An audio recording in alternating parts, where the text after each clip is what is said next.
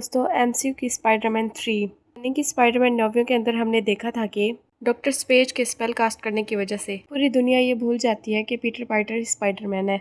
इसीलिए स्पेल के कास्ट होने के बाद दुनिया को ये तो याद रहता है कि स्पाइडरमैन नाम का दुनिया में एक सुपर हीरो है, लेकिन पीटर पार्कर के बारे में हर कोई भूल जाता है। या फिर हम ये भी कह सकते हैं कि दुनिया के लिए पीटर पार्कर नाम का कोई आदमी एग्जिस्ट ही नहीं करता है।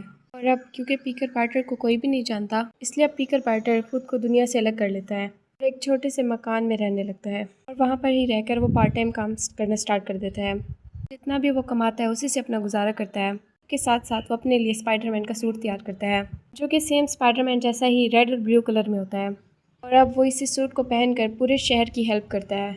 तो अब स्पाइडर ब्रांड न्यू की कहानी यहीं से स्टार्ट होती है, जहाँ पर स्टार्टिंग में हम ये देखते हैं कि ना पीटर पार्कर यानी कि स्पाइडरमैन शहर में क्रिमिनल से फाइट करने के लिए बहुत ही ज़्यादा फेमस हो चुका है। इसके अलावा हम ये भी देखते हैं कि पीटर ने अपने सूट के लिए बहुत सारे एडवांस गैजेट भी ले लिए हैं। तो और उसने अपने लिए एक एडवांस एआई डेवलप किया है। अपने एआई का नाम एवी रखा है। इस तरह से टोनी स्टार जर्विस के साथ मिलकर अपने लिए नए नए टैग्स और गैजेट डेवलप करता था। तो यहाँ स्पाइडर भी अपने एवी के साथ मिलकर बहुत से गैजेट डेवलप करता है। इसके साथ हमें ये भी पता चलता है कि स्पाइडरमैन ने पूरी सिटी के कैमरों को हैक कर रखा है और इसीलिए न्यूयॉर्क शहर के अंदर कुछ भी हो रहा है वो उन सब चीज़ों को देख पा रहा है। शहर के जिस भी कोने में क्रिमिनल क्राइम करता है वहाँ से स्पाइडरमैन के फ़ोन में सिग्नल भी आ जाता है। इस वजह से स्पाइडरमैन को पता चल जाता है कि उस जगह पे बहुत गलत हो रहा है। और जैसे ही स्पाइडरमैन को पता चलता है तो वो उस कोने में जाकर क्रिमिनल को मार देता है। उसके बाद उसे पुलिस के हवाले कर देता है। पर इन सारे कामों के दौरान भी इंस्टाग्राम पर भी अपने दोस्तों की पूरी खबर रखता है। इंस्टाग्राम पर पोस्ट और स्टोरीज के जरिए दोस्त नेट और अपनी जीएफएमजी की सारी रिपोर्ट रखता है। साथ ही साथ उसे ये पता चलता रहता है कि उनकी लाइफ में क्या चल रहा है। और पीटर पार्कर को ये पता चलता है कि उसका दोस्त और उसकी जीएफ ने एमआईटी में एडमिशन लिया है, वहाँ पर रहकर अपनी पढ़ाई को पूरा कर रहे हैं। हालांकि ये चीज़ें देख के पीटर को बहुत बुरा लगता है। वो अपने दोस्तों के साथ नहीं है, लेकिन एक बात की उसे बहुत खुशी होती है कि उसके दोनों फ्रेंड्स सेफ हैं और अब वो अपनी लाइफ में तरक्की कर रहे हैं। सीन कट होता है और हमें दिखाया जाता है कि स्पाइडरमैन की वजह से न्यूयॉर्क सिटी में क्राइम काफ़ी ज़्यादा कम हो जाता है। जैसे ही कोई भी क्रिमिनल क्राइम करने जाता है, ऐसे ही स्पाइडरमैन उसे पकड़ के मार देता है और उन्हें पुलिस के हवाले कर देता है। दिखाया जाता है कि स्पाइडरमैन की वजह से पुलिस का काफ़ी काम आसान हो जाता है। जैसे स्पाइडरमैन की पुलिस वालों से काफ़ी अच्छी दोस्ती हो जाती है। अब इसी पुलिस डिपार्टमेंट के अंदर एक पुलिस डिटेक्टिव भी होती है, जिनका नाम होता है ऑफिसर डिवोल्फ। और हम ये देखते हैं कि स्पाइडरमैन और वो काफ़ी अच्छे दोस्त बन जाते हैं और सिटी के क्राइम को लेकर एक दूसरे से काफ़ी बातें भी करते हैं।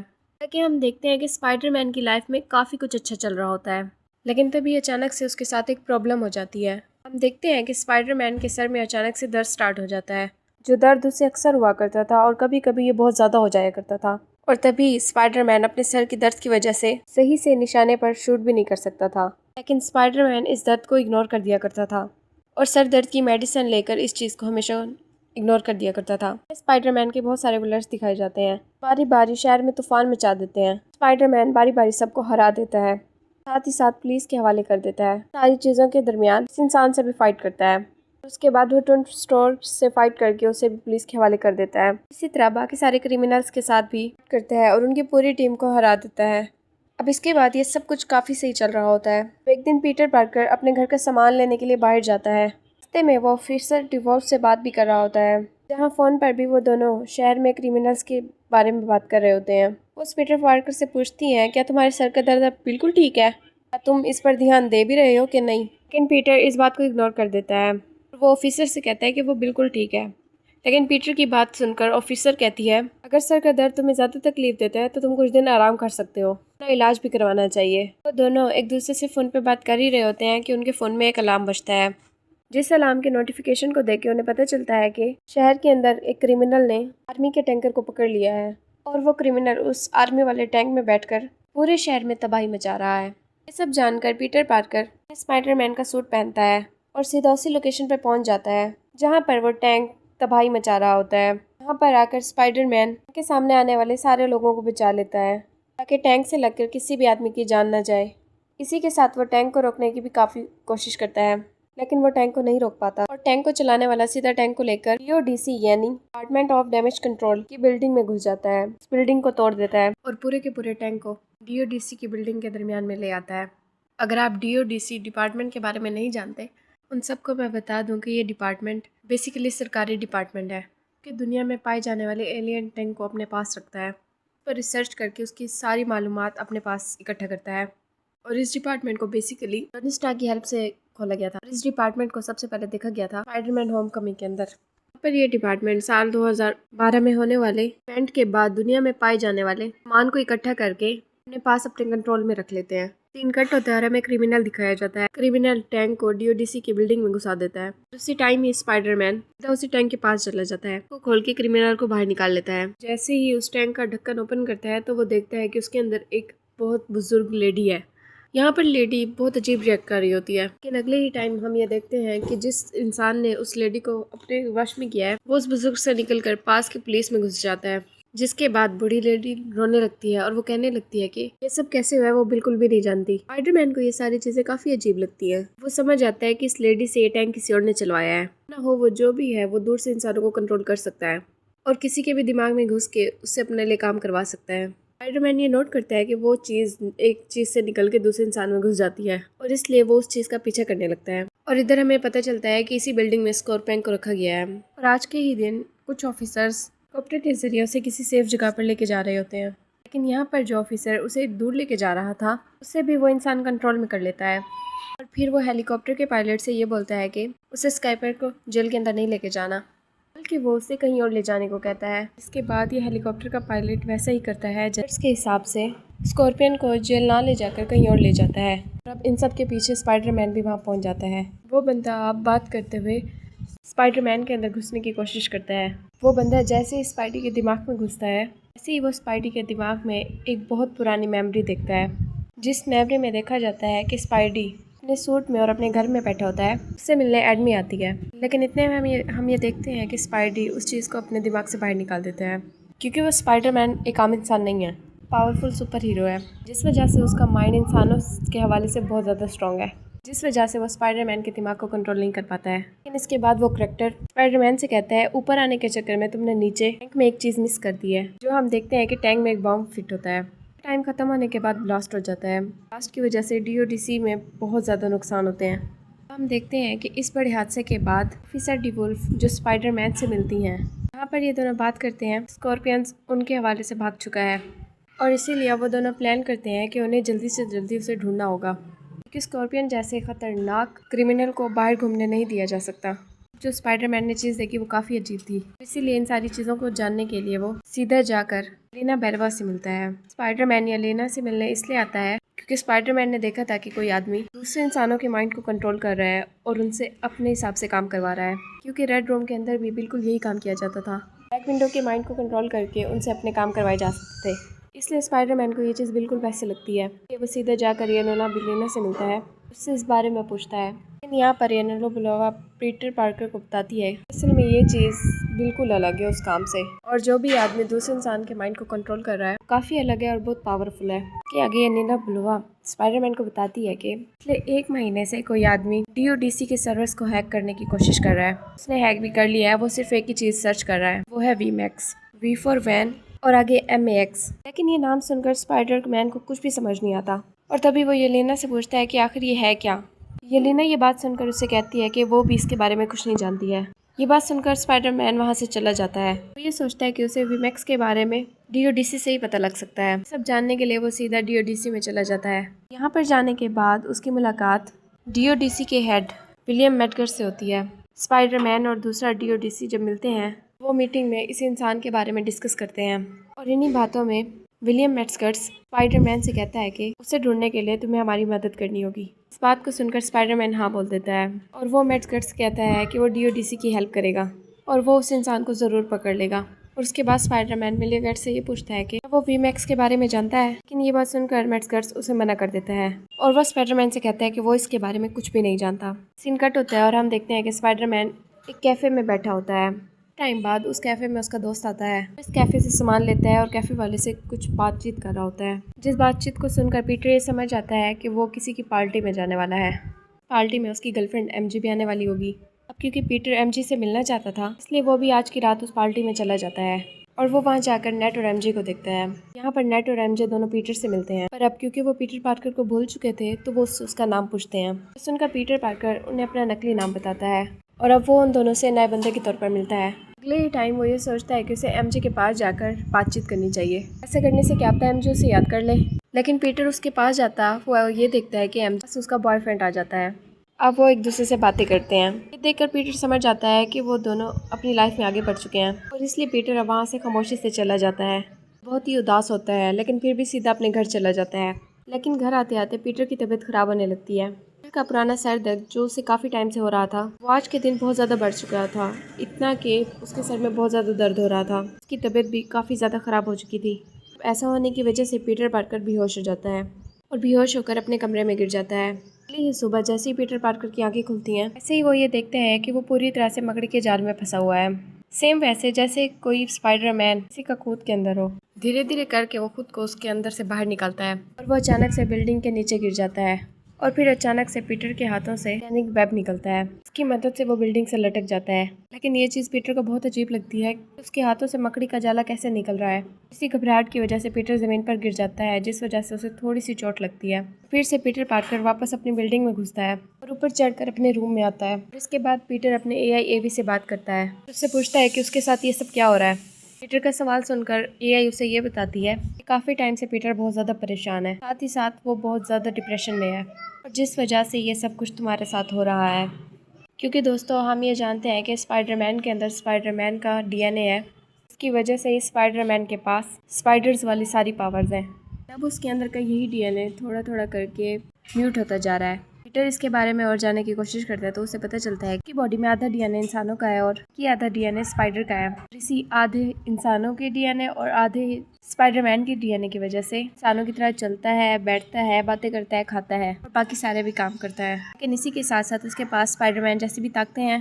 स्पाइडरमैन की तरह दीवारों पर चढ़ सकता है, शूट कर सकता है। स्पाइडरमैन की तरह उसके पास स्पाइडर सेंस भी है। पीटर की बॉडी में होने वाले म्यूटेशन के अंदर की बॉडी में जो आधा स्पाइडर का DNA है वो DNA लेवल अब बढ़ता जा रहा है, यानी कि इंसानों वाला DNA कम हो रहा है और स्पाइडरमैन वाला DNA बढ़ रहा है। स्पाइडरमैन की बॉडी और ज़्यादा पावरफुल हो रही है, बॉडी से ऑर्गेनिक वेब्स को शूट कर पा रहा है। इसका नुकसान ये है कि वो अपनी बॉडी से अपना कंट्रोल खोता जा रहा है और वो काफ़ी ज़्यादा अग्रेसिव होता जा रहा है। और अब जब जब उसकी बॉडी में स्पाइडरमैन का DNA बढ़ रहा है तब तब उसकी दोनों आँखें काली हो रही हैं, जैसे पीटर पार्कर दिमाग से अपना कंट्रोल खोता जा रहा है। और आप लोगों ने इस सीन को मूवी के ट्रेलर में भी देखा था, जहाँ पर आप लोगों ने नोट किया होगा कि पीटर पार्कर की दोनों आंखें ब्लैक हो चुकी हैं। फिर भी उस सीन को देखकर हम सभी को ऐसा लगा था कि शायद इस मूवी में हमें किसी और को भी दिखाया जाएगा जो स्पाइडरमैन की बॉडी को टेक ओवर कर लेगा। लेकिन रियलिटी तो ये है कि स्पाइडरमैन ब्रांड न्यू की मूवी में वेनम का कोई सीन नहीं है। स्पाइडरमैन की आंखें ब्लैक इसलिए हो रही हैं क्योंकि उसकी बॉडी का स्पाइडरमैन DNA बढ़ता जा रहा है। लेकिन अभी भी उसके सर में काफ़ी दर्द होता है, लेकिन तब भी वो अपनी नई पावर्स को संभालने की कोशिश करता है। इन सब के पीछे उसे स्कॉर्पियन का पता चलता है। स्पाइडरमैन जानता है कि वो शहर में आया हुआ है। हालांकि इस टाइम स्पाइडरमैन की हालत बहुत ज़्यादा ख़राब थी। इस टाइम ना तो वो अपनी पावर्स पर कंट्रोल कर पा रहा था और ना ही अपने ऑर्गेनिक वेब्स पर। ना वो एक सुपर हीरो है तो वो इसी हालत में स्कॉर्पियंस के पास चला जाता है। जैसे हम ये देखते हैं कि स्पाइडरमैन लड़खड़ाते हुए बिल्डिंग्स से टकराते हुए स्कॉर्पियंस के पास पहुंचता है। वहाँ पर उसे फाइट होती है पर अब स्पाइडरमैन पर अपना खुद कंट्रोल बिल्कुल भी नहीं होता, जिस वजह से उसे फाइट में बहुत ज़्यादा तकलीफ होती है और जिस वजह से वो उसे मारने लग जाता है। लेकिन यहाँ ये देखा जाता है कि स्पाइडरमैन में स्पाइडर DNA काफ़ी बढ़ चुका है और अब उसकी आंखें पूरी तरह से ब्लैक हो चुकी हैं और अब उसकी पावर्स काफ़ी बढ़ चुकी हैं और अब वो अपनी बॉडी से कंट्रोल खो चुका है। जिसके बाद वो स्कॉर्पियन को पकड़ता है और उसे बहुत मारने लगता है और अब स्पाइडरमैन अपनी बॉडी पर कंट्रोल करता है। और उसके बाद वो ये नोट करता है कि ना तो वो अपनी मर्जी से यहाँ आया है, ना ही वो अपनी मर्जी से शहर में तबाही मचा रहा है, बल्कि इस टाइम स्कॉर्पियन को मिस्टीरियस कैरेक्टर कंट्रोल कर रहा है जो कि इससे पहले DODC की बिल्डिंग में सबको कंट्रोल कर रहा था। अब इसके बाद पीटर ये नोट करता है कि अंदर होने वाला म्यूटेशन उसे काफ़ी ज़्यादा प्रॉब्लम दे रहा है क्योंकि उसके अंदर स्पाइडर DNA बढ़ने की वजह से अपने दिमाग से अपना कंट्रोल ही खो दे रहा है। अब खुद को ठीक करने के लिए सीधा जाकर उस बैनर से मिलता है। मूवी के अगले सीन में हम ब्रूस बैनर को देखते हैं जो कि इस टाइम यूनिवर्सिटी में काफ़ी सारे बच्चों को पढ़ा रहा होता है। जैसे ही क्लास खत्म होती है तो पीटर पार्कर उसके पास जाकर मिलता है, जहाँ पर मिलते ही ब्रूस बैनर पीटर से उसका नाम पूछता है। लेकिन यहाँ पर पीटर पार्कर उसको अपना नाम कुछ और बताता है। ये देखकर हम नोट करते हैं कि पीटर ने उससे अपना नाम असली नहीं बताया बल्कि उसने अपने फ्रेंड नेट का नाम यूज़ किया है। अब ये तो हम सभी जानते हैं कि ब्रूस बैनर हल्का है, लेकिन इस टाइम हम ये देखते हैं कि उसने अपने लिए एक डिवाइस क्रिएट किया है। इस डिवाइस को अपनी बॉडी पर यूज़ करने से वो अपने हल्के DNA को कंट्रोल कर पाता है और ख़ुद को खामोश करके हल को बाहर आने से रोकता है। तो इसी बात को स्पाइडरमैन जानकर उससे पूछता है कि क्या उसका ये डिवाइस सिर्फ हल्के डीएनए पर कंट्रोल करेगा या वो किसी और के डीएनए पर भी काम कर सकता है। ये बात सुनकर ब्रूस बैनर उससे डिस्कस करता है कि ये सिर्फ हल्के डीएनए को कंट्रोल करता है। ऐसी डिवाइस को क्रिएट किया जा सकता है जो काफ़ी चीज़ों पर कंट्रोल कर सके। अब इस बात को जानकर स्पाइडरमैन ठान लेता है कि वो अपने लिए भी ऐसा डिवाइस क्रिएट करेगा, उसके बड़े हुए स्पाइडर डीएनए को कंट्रोल में रखेगा। और इस डिवाइस को कहते हैं यूनिवर्सल एनिमेटर। और अब पीटर पार्कर उसको बनाने की मेहनत करता है। पीटर पार्कर इस डिवाइस को क्रिएट कर लेता है और अब वो इसे खुद की बॉडी पर यूज़ भी करता है। हम ये देखते हैं कि ये डिवाइस काम भी करता है और वो स्पाइडर के डीएनए को कंट्रोल भी करता है। इस डिवाइस में परेशानी ये होती है कि ये बहुत कम टाइम चलती है और फ़ौरन हीट होकर ख़राब हो जाती है। लेकिन इन सारी चीज़ों के दरमियान स्पाइडरमैन मिस्टीरियस करैक्टर को भी ढूंढ रहा होता है जिसने डीओडीसी के अंदर सबको कंट्रोल किया हुआ था और डीओडीसी के सर्वर्स को हैक करके वीमैक्स के बारे में पता करने की कोशिश की थी। ये सब देखकर वो मिस्टीरियस करैक्टर दूसरे लोगों का इस्तेमाल करके स्पाइडरमैन से मिलता है। स्पाइडरमैन से कहता है कि स्पाइडरमैन के काम के दरमियान में आ रहा है और अगर स्पाइडरमैन उसके रास्ते से नहीं हटता है तो वो उसकी गर्लफ्रेंड को नुकसान पहुंचाएगा। बात सुनकर स्पाइडरमैन जल्दी से एमजे को बचाने जाता है। जहाँ पर वो जैसे ही एमजे के घर में पहुँचता है, वैसे उस टाइम तक तो एमजे ठीक होती है। उसके कुछ टाइम बाद ही वो मिस्टीरियस करैक्टर एमजे के दिमाग को कंट्रोल कर लेता है। एमजे को बिल्डिंग से नीचे कूदवा देता है। ये देखकर स्पाइडरमैन एमजे को पकड़ता है और अपने वेब से एमजे को अपने पास खींचकर उसे बिल्डिंग से बचा लेता है। अब इन चीज़ों से वो उस मिस्टीरियस करैक्टर का पता लगा लेता है। आखिरकार वो है तो है कौन। और फिर हमें भी ये पता चलता है वो मिस्टीरियस पर्सन जो इतना कुछ कर रहा है, लोगों के माइंड को कंट्रोल कर रहा है, वो कोई आदमी नहीं बल्कि एक लड़की है। उसका नाम है जीन ग्रे। हाँ, ये वही जीन ग्रे है जो कि मार्वल की one of the most powerful telepath mutant है। वही है जो सभी लोगों के माइंड को कंट्रोल कर रही है। किसी भी तरह से वो डीओडीसी के अंदर वीमैक्स के बारे में पता कर रही है। इसके आगे हमें जी ग्रे की बैक स्टोरी दिखाई जाती है और तभी हम ये जानते हैं कि आखिर ये ऐसा कर क्यों रही है। जी ग्रे की बैक स्टोरी के अंदर हम देखते हैं कि जी ग्रे की एक बड़ी बहन होती है जिसका नाम होता है सैरा ग्रे और ये दोनों बहनें काफ़ी सालों से अनाथ होती हैं कि जब इन दोनों के पेरेंट्स को बचपन में पता चला था कि दोनों बेटियां स्पेशल पावर्स के साथ पैदा हुई हैं, अपनी ही दोनों बेटियों को छोड़ दिया था। तब से लेके अब तक ये दोनों बहनें अनाथ हैं और एक साथ रहती हैं। और अब हम ये देखते हैं कि ये दोनों बहनें पार्क में बैठी होती हैं और अपने माइंड कंट्रोलिंग को चेक कर रही होती हैं। ऐसा करने के लिए वो लोग पार्क के लोगों को कंट्रोल करती हैं। लेकिन यहीं पर ही हमें पता चलता है कि असल में डीओडीसी ने यानी कि डिपार्टमेंट ऑफ डैमेज कंट्रोल वालों ने सैरा की पावर्स को कुछ टाइम पहले ही नोट कर लिया था, इसलिए वो कुछ टाइम से सैरा को ट्रैक भी कर रहे थे। आज के दिन जैसे ही वो सैरा ग्रे को अकेला देखते हैं, उसे किडनैप करके ले जाते हैं और सैरा ग्रे उनका कुछ ना बिगाड़ पाए इसलिए वो उसे बेहोश करके अपने साथ ले जा रहे होते हैं। अब यहीं पर हम देखते हैं कि लकीले जीन ग्रे अपनी बहन को किडनैप होते हुए देख लेती है। जैसे ही अपनी बहन को बचाने के लिए उसकी तरफ भागती है, वैसे ही सैरा ग्रे बेहोश होने से पहले उसे अपने खुद से दूर कर देती है।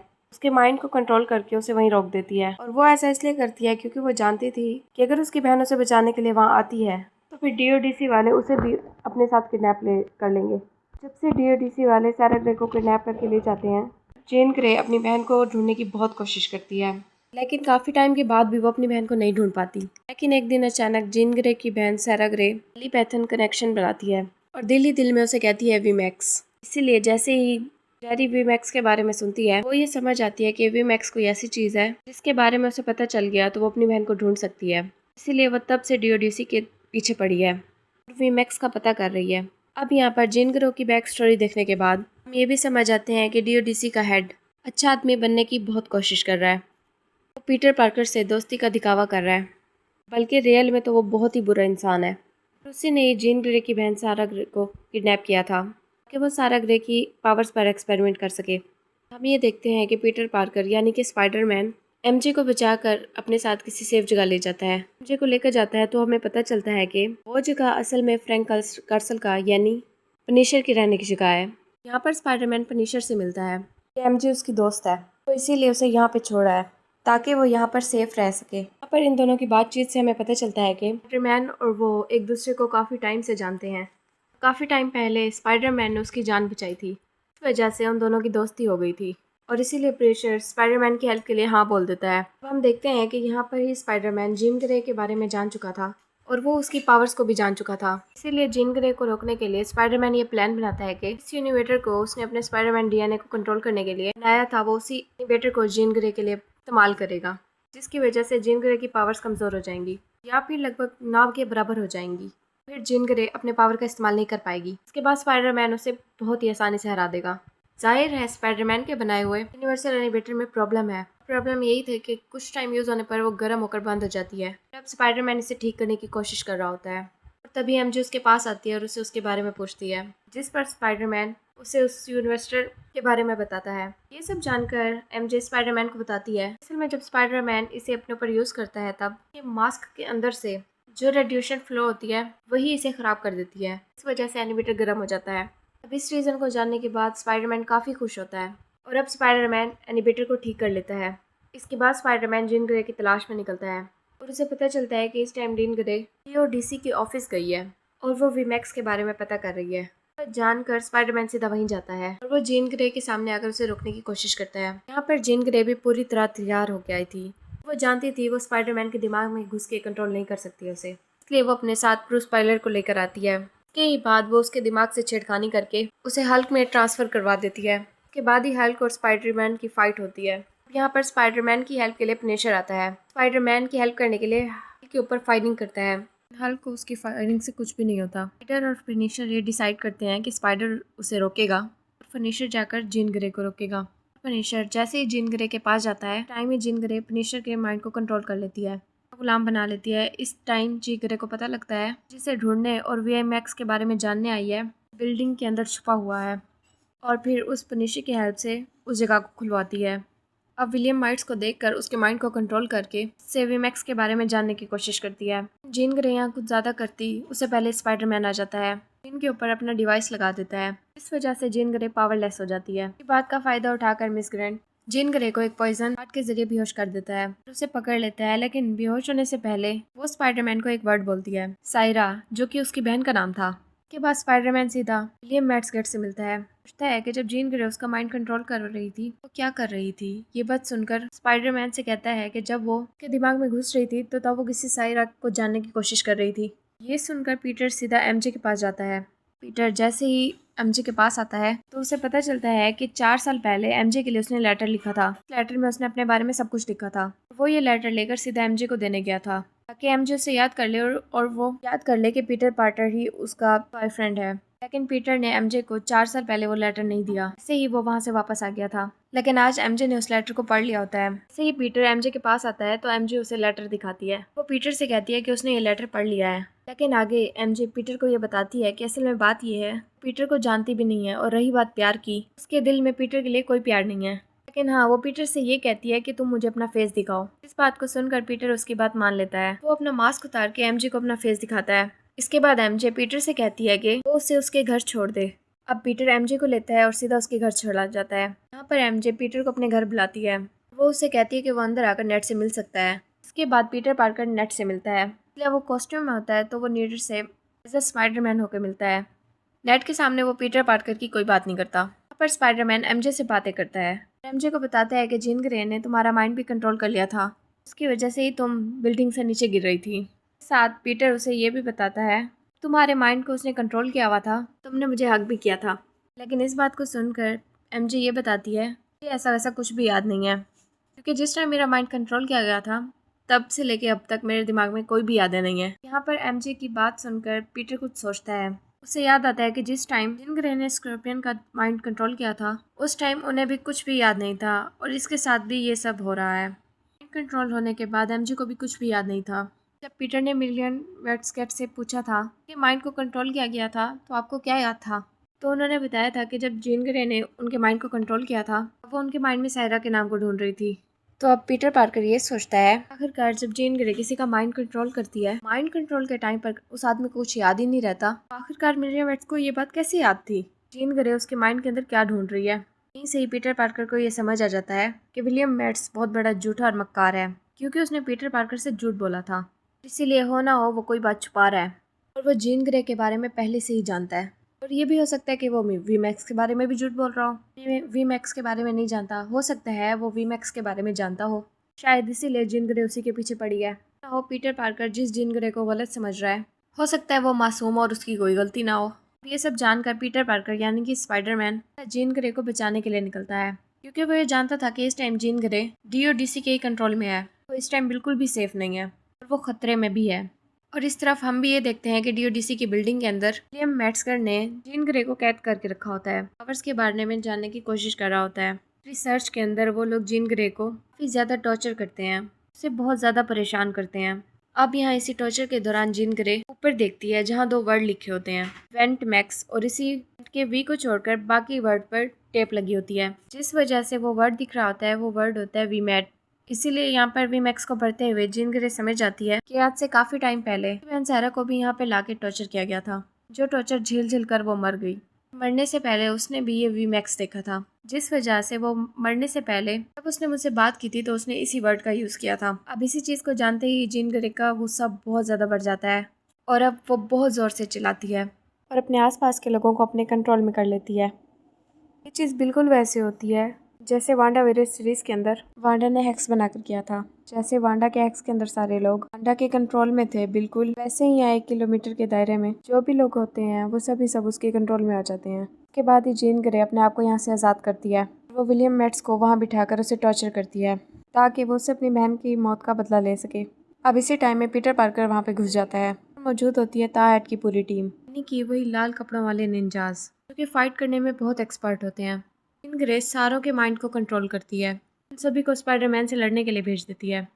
स्पाइडरमैन बहुत मार खाता है लेकिन बाद में उसका स्पाइडरमैन वाला डीएनए बहुत हैवी हो जाता है। उसके बाद वो सबको मार देता है। इस फाइट के बाद हम देखते हैं पीटर की आंखें जो पूरी तरह से ब्लैक हो चुकी थी पूरी तरह से ठीक हो जाती हैं, जिसका मतलब है कि पीटर अपनी पावर पर पूरी तरह कंट्रोल कर पा रहा है। स्पाइडर डीएनए को अब अपने हिसाब से कंट्रोल करता है। टाइहेड की पूरी टीम को हराने के बाद जल्दी से दरवाजा तोड़ता है और अब वो जीन ग्रे के पास पहुंचता है। जैसे ही पीटर पास आता है तो वो स्पाइडरमैन के दिमाग को कंट्रोल कर लेती है। अब इस बार जीन ग्रे की पावर्स बहुत ज़्यादा हैवी थी, इसलिए वो इस बार स्पाइडरमैन के दिमाग में घुस जाती है। अब वो इसकी मेमोरी को देखती है और अब फिर से वो उसकी ओल्ड मेमोरी को देखना स्टार्ट कर देती है, जिस मेमोरी को वो पूरा नहीं देख पाई थी। देखती है कि स्पाइडरमैन अपने कमरे में स्पाइडरमैन सूट पहन के बैठा है और स्पाइडरमैन से वो मिलने आती है और यहाँ देखती है कि स्पाइडरमैन काफ़ी उदास है। लेकिन फिर डैड मैम स्पाइडरमैन को समझाती है स्पाइडरमैन बाकी दुनिया से अलग है, उसके पास कुछ खास पावर्स हैं, इस वजह से बाकी दुनिया से अलग ट्रीट करती है, लेकिन दुनिया उसके साथ ऐसा ही करेगी और स्पाइडरमैन को ये सब बर्दाश्त करना पड़ेगा। पीटर को इन सारी चीज़ों को नज़रअंदाज करके सभी लोगों को अपना मानना होगा, अपनी पावर्स का उनकी भलाई के लिए इस्तेमाल करना होगा। जीन ग्रे वहीं ठहर कर इन सारी बातों को सुन रही होती है और इसीलिए एंड माई की बातें सुनकर ये समझ जाती है कि अपनी पावर्स की वजह से जिस परायेपन को वो फेस कर रही है स्पाइडरमैन इस चीज़ को सालों से फेस कर रहा है। लेकिन इतना सब होने के बाद भी पीटर दुनिया को अपना दुश्मन नहीं दोस्त मानता है, उनकी भलाई के लिए काम करता है। इसी वजह से जीन ग्रे में जितनी भी उसके लिए नफरत होती है स्पाइडरमैन के लिए सारी नफरत निकल जाती है, स्पाइडरमैन को अपना दोस्त मान लेती है। उसके बाद स्पाइडर और जीन ग्रे दोनों बहुत अच्छे दोस्त बन जाते हैं और अब हम ये नोट करते हैं कि प्रीशर काफी दूर से जीन ग्रे के ऊपर निशाना लगाए बैठा है। ऐसा लग रहा होता है कि ये हमारी बहुत बड़ी दुश्मन है जो सबका बुरा चाहती है, इसीलिए वो उस पर गोली चला देता है। लेकिन स्पाइडरमैन ये महसूस कर लेता है कि बहुत दूर से बंदूक की गोली जीन ग्रे को लगने वाली है, इसीलिए वो जीन ग्रे के सामने आ जाता है। इस वजह से वो गोली स्पाइडरमैन को लग जाती है। गोली के लगने की वजह से पीटर पार्कर की हालत बहुत खराब हो जाती है, मरने ही वाला होता है, लेकिन जीन्स अपनी पावर्स का इस्तेमाल करती है, पीटर की हालत को इतना ठीक कर देती है पीटर कई घंटों तक सरवाइव कर पाए। इस चीज को दूर से पनिशर भी देख लेता है, उसकी गोली पीटर पार्कर को लगी है, इसीलिए वो जल्दी से पीटर के पास आ जाता है, उसे उठाकर सीधा हॉस्पिटल ले जाता है और वहाँ पर उसका इलाज करवाता है। फिर कुछ टाइम इलाज के बाद पीटर पूरी तरह से ठीक हो जाता है, वापस से अपनी नॉर्मल लाइफ में आ जाता है। इन सारी चीज़ों के बाद पीटर पार्कर अपने कैफे में जाता है जहाँ पर वो अक्सर जाया करता था और वो देखता है कि नेट पहले से इस कैफे में मौजूद है। आज के दिन पीटर से रुका नहीं जाता, सीधा जाकर नेट से मिलता है। लेकिन जब पीटर और नेट एक दूसरे से हाथ मिलाते हैं वो अपना पुराने वाला स्टाइल अपनाते हैं। जिस चीज़ को होते ही नेट को अचानक से याद आता है सामने ठहरा दोस्त उसका बहुत पुराना दोस्त पीटर पार्कर है। वो फौरन पीटर पार्कर को पहचान लेता है। ये देखकर पीटर पार्कर के फेस पे एक स्माइल आती है। ये देखकर उसे बहुत खुशी होती है कि उसके पुराने दोस्त ने उसे पहचान लिया है और इसके साथ ये पूरी मूवी एंड हो जाती है। मूवी खत्म होने के बाद मूवी के अंदर एक पोस्टर सीन आता है जो कि कहने को काफ़ी छोटा होता है, लेकिन उसके अंदर हमें ये दिखाया जाता है पीटर पार्कर अब स्पेस में जा चुका है। हालांकि वो स्पेस में क्यों गया है और उसे कौन लेके गया है, इन सारी बातों का आंसर हमें आने वाली मूवी में पता चलेगा और इस मूवी की स्टोरी यहीं पे एंड होती है।